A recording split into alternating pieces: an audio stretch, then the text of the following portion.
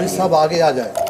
الحمدللہ نحمده ونستعینه ونستغفره ونؤمن به ونتوکل علیہ ونعوذ باللہ من شرور انفسنا ومن سیئات اعمالنا من يهده الله فلا مضل له ومن يضلله فلا هادي له ونشهد أن لا إله إلا الله وحده لا شريك له ونشهد أن سيدنا ومولانا محمدا عبده ورسوله أما بعد صدر محترم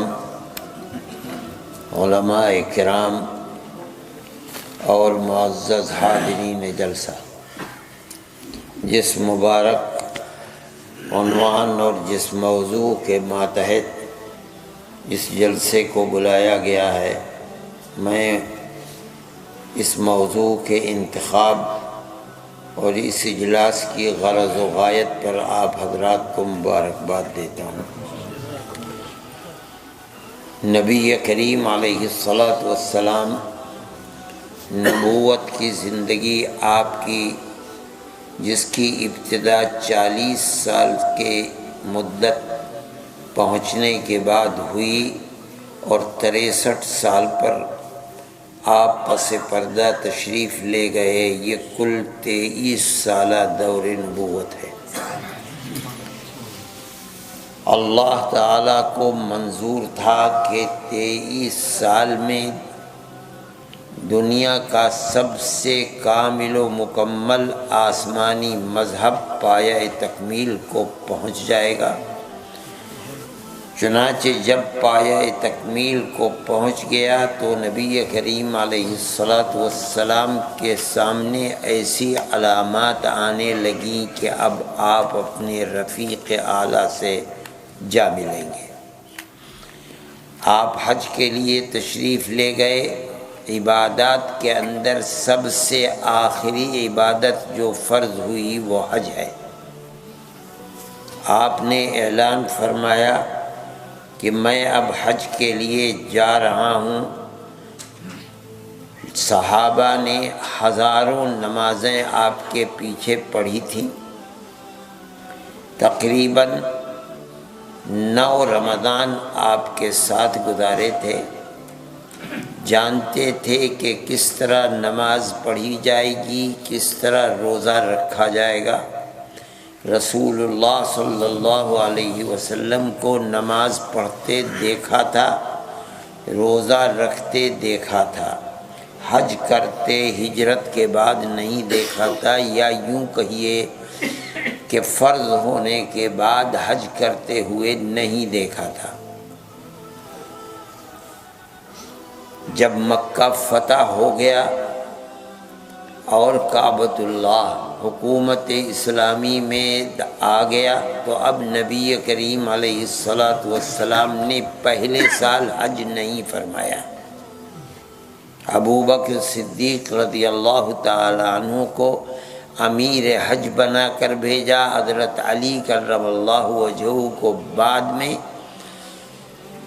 جو صورتحال تھی، جو معاہدے تھے، ان معاہدوں کے سلسلے میں سورہ براءت میں جو اللہ نے حکم دیا ہے اس کے مطابق اعلان کرنے کے لیے بھیجا۔ اور سن 10 کے اندر فتح مکہ کے 2 سال کے بعد اللہ کے نبی نے ارادہ فرمایا، تو چونکہ آپ یہ جان رہے تھے کہ یہ پہلا اور آخری حج ہے فرض ہونے کے بعد، میرا اس لیے صحابہ کی ایک بڑی تعداد ہونی چاہیے جو حج کے ارکان کو دیکھ لیں، کہاں کیا عمل حج کا کیا جا رہا ہے سمجھ لیں۔ نبی کریم علیہ السلام مدینہ منورہ سے صحابہ کی بڑی تعداد کے ساتھ نکلے۔ صحابہ دیوانوں کی طرح دائیں بائیں آگے پیچھے، اور شور مچ رہا ہے لبیک اللہم لبیک۔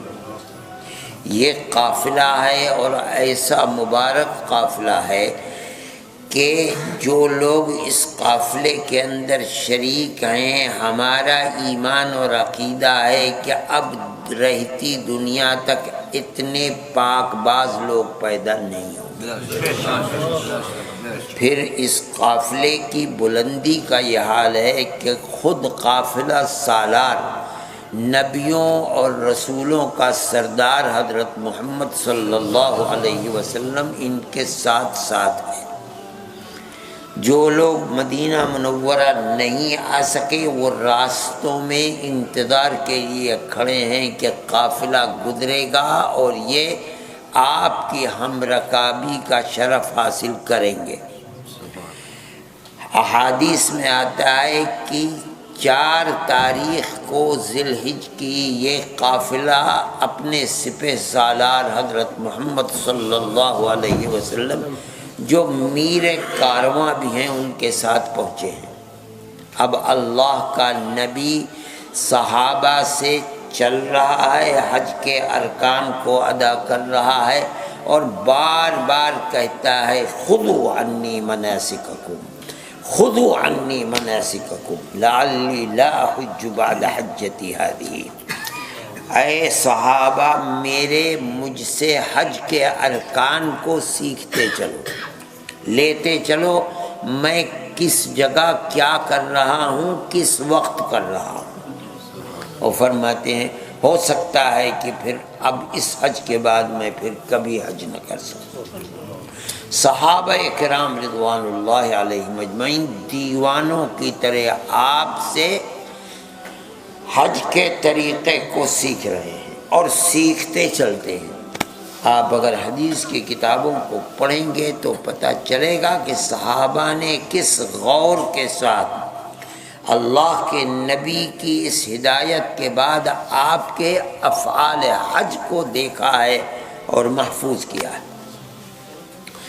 صحابی کہتا ہے کوئی آپ کے تمام ارکان کے انا اعلمکم بصلاۃ رسول اللہ صلی اللہ علیہ وسلم، میں اللہ کے نبی کی نماز کیسی تھی اوروں کے مقابلے میں زیادہ جاننے والا ہوں۔ صحابہ اور تابعین اکٹھے ہو جاتے تھے، بتاؤ کیسے، وہ سناتے تھے اور اس کی تصدیق کرتے تھے۔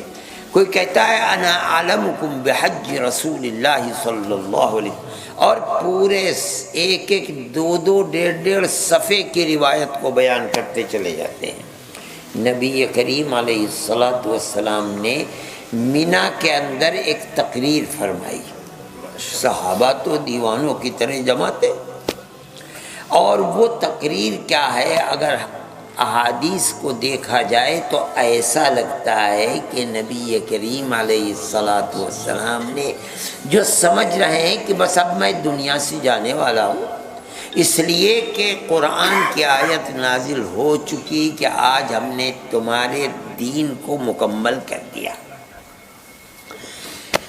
آپ نے ایسا لگتا ہے کہ اس تقریر کے اندر 23 سالہ دور نبوت میں جو اہم تعلیمات تھیں، جو سبق صحابہ کو دیے تھے، آپ نے مختصر انداز میں ان کو دہرا دیا۔ یاد کر لو، اب میں جا رہا ہوں، اور اس کے 2.5-3 مہینے کے بعد آپ اس دنیا سے تشریف لے گئے۔ آپ نے وہاں اس تقریر کے بعد صحابہ سے فرمایا الا هل بلغت، مجھے بتاؤ کہ کیا میں نے جو اللہ کی امانت میرے پاس تھی، دین محمدی، کیا میں نے وہ دین تم تک پہنچا دیا یا نہیں پہنچایا؟ صحابہ نے بیک زبان عرض کیا یا رسول اللہ بلا، آپ نے دین پورا پہنچا دیا۔ اللہ کے نبی نے انگلی اس طرح اٹھائی اور 3 مرتبہ فرمایا اللہم اشہد، اللہم اشہد، اللہم اشہد، اے اللہ ان کے گواہ بن جائیے، اے اللہ ان کے گواہ بن جائیے، اے اللہ ان کے گواہ بن جائیے۔ مطلب یہ ہے کہ جو امانت آپ نے میرے سپرد کی تھی، جن کو پہنچانی تھی میں نے ان کو پہنچا دیا، ان کے علاوہ تو کوئی اور امین ہے نہیں۔ اس کا مطلب یہ ہوا کہ نبی کریم علیہ السلام مطمئن ہیں کہ میں نے اللہ کی امانت جو حقدار تھے ان کو پہنچا دیا، اور جو لوگ حقدار تھے ان سے آپ نے تصدیق کرا لی، اور تصدیق کرانے کے بعد اللہ کو گواہ بنا رہے، اے اللہ آپ گواہ بن جائیے، کل قیامت کے دن میرا دامن بالکل پاک و صاف ہے، اور جو آپ نے مجھے دیا تھا، جن لوگوں تک پہنچانے کے لیے دیا تھا، میں نے رات اور دن جو محنت کر سکتا تھا وہ کر کے ایک جماعت ایسی پیدا کر دی کہ جو اس امانت کے اٹھانے اور تحمل کی اہل بن گئی ہے، اور وہ جماعت آپ کے سامنے ہے، وہ زبان سے اقرار کر رہی ہے کہ آپ نے ہمیں امانت پہنچا دی، اے اللہ آپ گواہ بن جائیے۔ اللہ کو گواہ بنا کر آپ تھوڑے دن دنیا میں رہے، اس کے بعد پس پردہ تشریف لے گئے، لیکن تشریف لے جانے کے بعد ایسی ایک جماعت بنا کر گئے ہیں کہ جو آپ شخصیت کے ارد گرد، آپ کے دین کے ارد گرد اتنا بڑا قلعہ ہے کہ جب تک وہ اپنی جگہ موجود ہے اور وہ لوگ ثقہ ہیں، عادل ہیں، اور ہمارا ایمان ہے کہ وہ قیامت تک پیدا ہونے والے ہر طبقے سے زیادہ بلند و برتر ہیں، جب تک اس جماعت نے چاروں طرف سے آپ کی ذات کو اور آپ کے دین کو گھیرے میں لے رکھا ہے، دین کا کچھ بگڑتا نہیں۔ وہ اتنے بلند و برتر اور مضبوط پہاڑ ہیں کہ ان کے ہوتے ہوئے دین پر شب خون نہیں مارا جا سکتا۔ اسی لیے ہر باطل دنیا کے اندر جب نقب لگانا چاہتا ہے تو سب سے پہلے صحابہ کی ثقافت پر حملہ کرتا ہے۔ جب تک ان کی ثقافت پر حملہ نہیں ہوگا اس وقت تک دین کا کچھ نہیں بگڑ سکتا۔ قرآن کو لانے والے وہی ہیں، قرآن کو آپ سے لے کر منتقل کرنے والے وہی ہیں، الفاظ قرآن کو آپ سے لے کر منتقل کرنے والے الی یوم القیامہ۔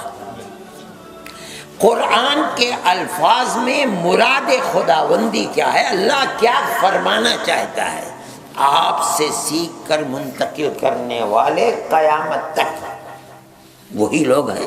سارا دین حدیث، ہر چیز کو رسول اللہ سے لے کر اور آج تک اور آج کے بعد قیامت تک وہی لوگ منتقل کرنے والے ہیں۔ جو طبقہ یعنی اہل سنت والجماعت ان کو قابل اعتماد مانتا ہے، رسول اللہ کا صحیح امین مانتا ہے، اس کے نزدیک آج سے 1400 سال پہلے جیسا قرآن تھا آج بھی ویسے ہی ہے اور قیامت تک ویسے ہی رہے گا۔ ہاں، وہ لوگ جب ان کو ثقہ نہیں مانیں گے تو اس وقت دین کی دیواریں ٹوٹنے لگیں گی۔ اسی لیے علامات قیامت میں ایک حدیث میں نبی کریم علیہ السلام نے فرمایا اذا فعلت امتی 15 خصلۃ حل بها البلاء، میری امت جب 15 کام کرنے لگے گی تو امت پر رحمت کے دروازے بند ہو جائیں گے، مصیبتوں کے پہاڑ ٹوٹنے لگیں گے۔ تو صحابہ نے عرض کیا کہ یا رسول اللہ وما ہی، یہ کیا ہے، ہمیں بتائیے تاکہ ہم ان کے خلاف جہاد کرتے رہیں، اپنے معاشرے میں ان کو نہ گھسنے دیں، یعنی بالفاظ دیگر اللہ کی رحمت کے دروازے کو بند نہ ہونے دیں۔ تو نبی کریم علیہ السلام نے ایک ایک کر کے صحابہ کو بتلائی ہیں. اس کے آخر کے اندر ایک چیز فرمائی، وہ بڑی اہم چیز ہے. فرمایا اور جب تم دیکھو وَلَعَنَ آخِرُ هَذِهِ الْأُمَّةِ أَوَّلَهَا، جب امت کے بعد کے آنے والے بالکل جو چوٹی پر امت میں بیٹھتے ہیں ان کے اوپر لعنت بھیجنے لگے. سمجھ لو کہ اللہ کی رحمت کے دروازے بند. کیا مطلب؟ یہ دین قرآن اور جس دین کو میں لے کر آیا ہوں یہی تو اللہ کی رحمت کے دروازے کو کھولنے والا ہے. جب جو لوگ دین کو لے کر آئے ہیں وہی ناقابل اعتماد قرار دے دیے جائیں گے، بلکہ مشرک اور کافر اور فاسق اور فاجر العیاذ باللہ کہا جائے گا. اس کا مطلب یہ ہے کہ اب خدا کی رحمت کے دروازے بند ہو گئے. اگر وہ ناقابل اعتماد تھے تو کوئی بتائے قرآن کیسے قابل اعتماد ہو گیا؟ اگر وہی ناقابل اعتماد تھے تو بخاری، مسلم، ابو داؤد، ترمذی، نسائی، ابن ماجہ، موطا ان کی کیا حقیقت ہے؟ ان سب کی بنیاد تو صحابہ کرام رضوان اللہ علیہم اجمعین ہی ہیں، جنہوں نے رسول اللہ صلی اللہ علیہ وسلم کی زبان مبارک سے قرآن و حدیث کو سنا اور پتھر کی لکیر کی طرح محفوظ کر لیا. اور وہی لوگ ناقابل اعتماد ہوگا، دین کہاں سے محفوظ رہے گا؟ دین تو محفوظ نہیں رہ سکتا. اللہ نے اسی بنیاد کے اوپر قرآن میں رضی اللہ عنہم ورضوا عنہ اعلان کر دیا، وہ اللہ سے راضی ہیں اور اللہ ان سے راضی ہے. اور ایک بات، ان لوگوں نے دین کو لیا، یہ اللہ کے نبی سے سب سے زیادہ اللہ کے بعد اللہ کے نبی ان کے محبوب تھے، ان سے محبت کرنے والے تھے. ہمارے دل کے اندر یہ جذبہ امڈتا ہے کاش کہ ہم مدینہ منورہ میں ہوتے اور ہم وہیں مر جاتے اور وہیں کی زمین کا پیوند بن جاتے جہاں ہمارے محبوب آرام فرما رہے ہیں. ہونا یہ چاہیے تھا کہ جب اللہ کے نبی مدینہ منورہ میں پس پردہ تشریف لے گئے اور آرام فرما رہے، ہر صحابی ہاتھ پیر توڑ کر یہیں بیٹھ جاتا اب ہم بھی یہیں مریں گے اور کل کو قیامت کے دن اللہ کے نبی کے ساتھ یہیں سے اٹھیں گے. یہ جذبہ ہونا چاہیے تھا. مگر محدثین فرماتے ہیں کہ صحابہ میں مدینہ منورہ میں مر کر دفن ہونے والے کم ہیں بمقابلہ ان کے جو باہر جا کر کے مرے ہیں.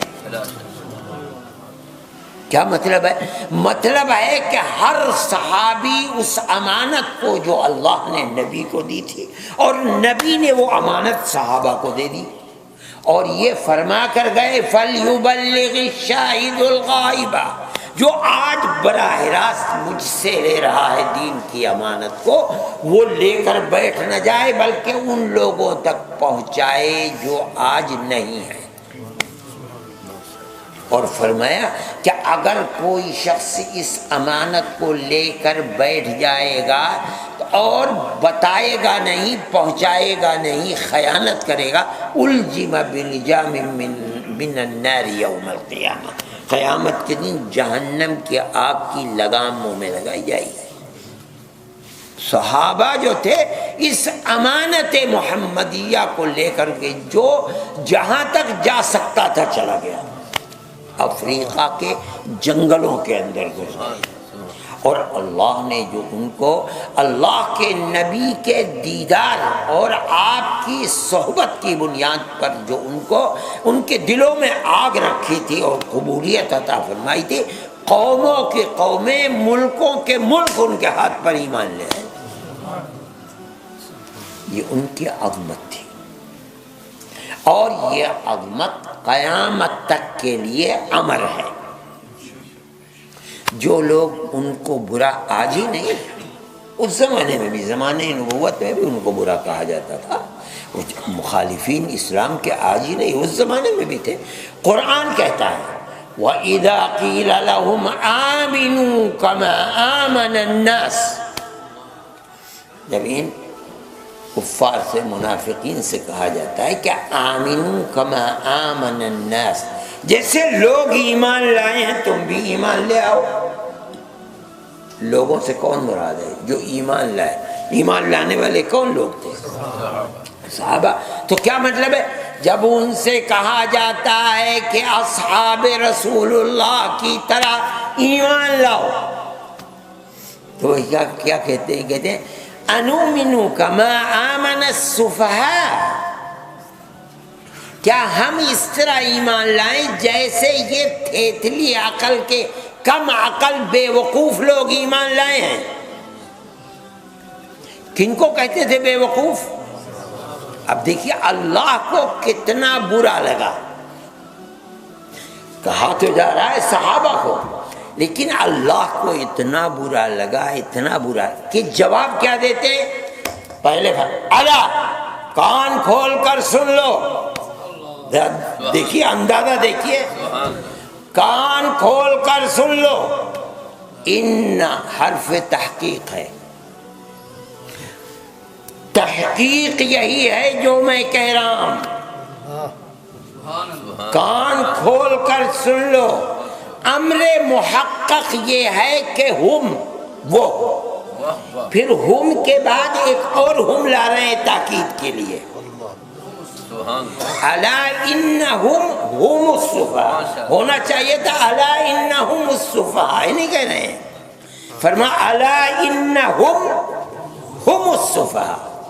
وہی پھر جو عربی جانتے ہیں وہ جانتے ہیں. اصل یہ ہے کہ مبتدا معرفہ اور خبر نکرہ ہونا چاہیے تھا الا انہم سفہاء. اس کے بجائے تاکید لائے ہم اور پھر اس کے بعد سفہاء کے اوپر الف لام لائے. یہ تاکید اور حصر کا وہ، ہاں وہی بے وقوف. تاکید پر انہوں نے تو ایک دفعہ کہا تھا انؤمن کما آمن السفہاء. اللہ فرماتے ہیں میں جو کہہ رہا ہوں کان کھول کر سنو، میں جو کہہ رہا ہوں وہی امر محقق ہے، وہی امر محقق، کیا وہی بے وقوف ہے. اچھا آگے چل کے اس سب سے آگے فرماتے ہیں ولیکن لا یعلمون. کیا مطلب ہے؟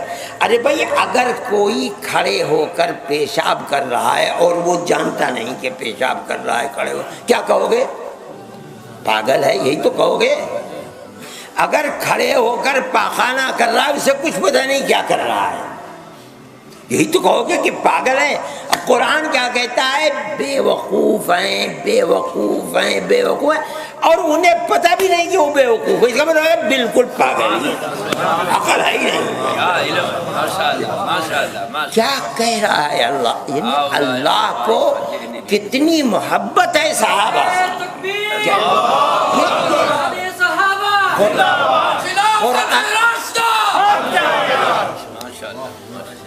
قرآن کی طرز تعبیر کو دیکھیے، اس کو کتنا برا لگا ہے کہ صحابہ کو علم نبوت کے جو سب سے بڑے امین ہیں، اور وہ علم نبوت جس کی حکومت الی یوم القیامہ چلے گی. اب کوئی دوسرا نبی آنے والا نہیں ہے جو قیامت کے اندر جنت کا ٹکٹ کوئی دے کچھ نہیں. اب تو جو آپ نے ٹکٹ دیا ہے وہی الی یوم القیامہ چلے گا. اور اس کے امین صحابہ یہ پاگل، ان کو کہتے ہیں سفہاء. قرآن کہتا ہے کہ وہ تو پاگل ہیں، انہیں پتہ ہی نہیں کچھ. میرے بھائی یہ عظمت ہے صحابہ کی.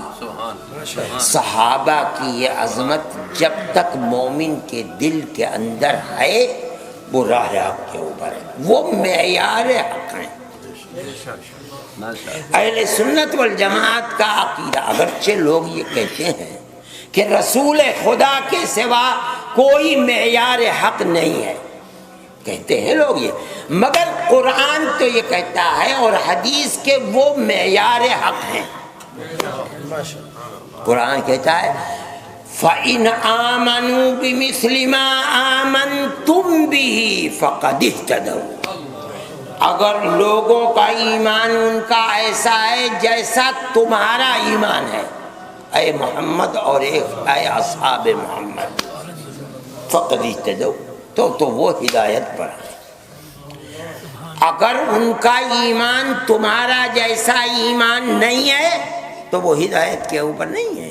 اس کا کیا مطلب ہے؟ معیار حق کا تمہارا ایمان ہے۔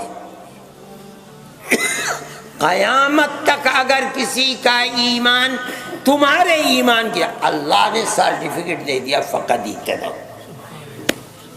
اس لیے اہل سنت والجماعت کا تو مسلک یہی ہے کہ صحابہ معیار حق ہیں۔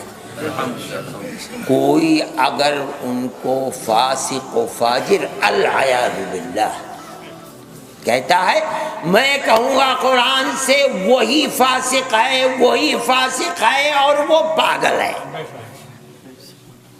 میں نہیں کہہ رہا ہوں، قرآن کا انداز تعبیر یہی ہے۔ کوئی کہتا ہے وہ معیار حق نہیں ہے، میں کہتا ہوں وہی معیار حق ہے۔ اللہ کے نبی نے بھی فرما دیا ما انا علیہ واصحابی، فرمایا 73 فرقے ہوں گے، اور جگہ 72 ہوئے، میرے یہاں 73 فرقے ہوں گے، کلہم فی النار الا واحدۃ۔ صحابہ نے عرض کیا من ہم یا رسول اللہ، وہ کون ہیں؟ اللہ کے نبی نے نہیں بتلایا۔ کون ہے کا مطلب تو یہ ہوتا کہ بھئی صحابہ ہیں یا تابعین ہیں، تبع تابعین ہیں، کون ہیں؟ عرب کے لوگ ہیں، عجم کے لوگ ہیں کہ نہیں؟ نہیں فرماتے۔ جواب جو ہونا چاہیے تھا من ہم کا، وہ جواب رسول اللہ نے نہیں دیا۔ تو پھر کیا فرمایا؟ کون ہے کون نہیں ہے اس کی کوئی بحث نہیں، عرب اور عجم کی بات یہ ہے، وہ طریقے کو جو اپنائے گا وہی جنتی ہوگا، جو نہیں اپنائے گا وہ جہنمی ہے۔ وہ طریقہ کیا ہے؟ ما انا علیہ واصحابی، جس پر میں ہوں اور میرے صحابہ۔ یہ کوئی بحث ہی نہیں کہ آج یا کل یا عرب یا عجم، اس سے کوئی بحث نہیں۔ بحث یہ ہے کہ جنت تک پہنچانے والی چیز جہنم سے بچانے والا راستہ ہے کیا؟ وہ ایک ہی راستہ ہے، چاہے کوئی اپنا لے، آج اپنا لے، کل کو اپنا لے، 1400 سال کے بعد اپنائے، 2000 سال کے بعد آئے، عرب اپنائے یا عجم اپنائے، وہ ایک ہی راستہ ہے۔ اور وہ کیا ہے؟ رسول اللہ اور اصحاب رسول اللہ کا۔ رسول اللہ کہہ سکتا تھا میرا راستہ، نہیں فرمایا۔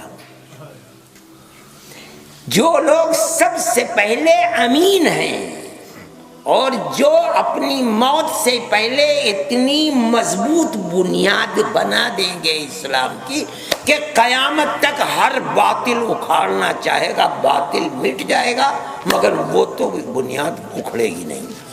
وہ کون لوگ ہیں؟ وہ صحابہ۔ اس لیے اور یہ کہ صحابہ جس راستے کو اختیار کریں گے وہ میرا ہی ہوگا، مجھ سے ہٹ کر نہیں۔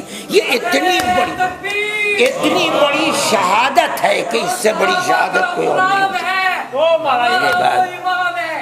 میرے بھائی، یہ صحابہ کی عظمت ہے، اور اتنی عظمت ہے کہ اس کو بے شمار کتابیں اور قرآن کی آیت پورا قرآن صحابہ کی صداقت، ان کی امانت پر بول رہا ہے۔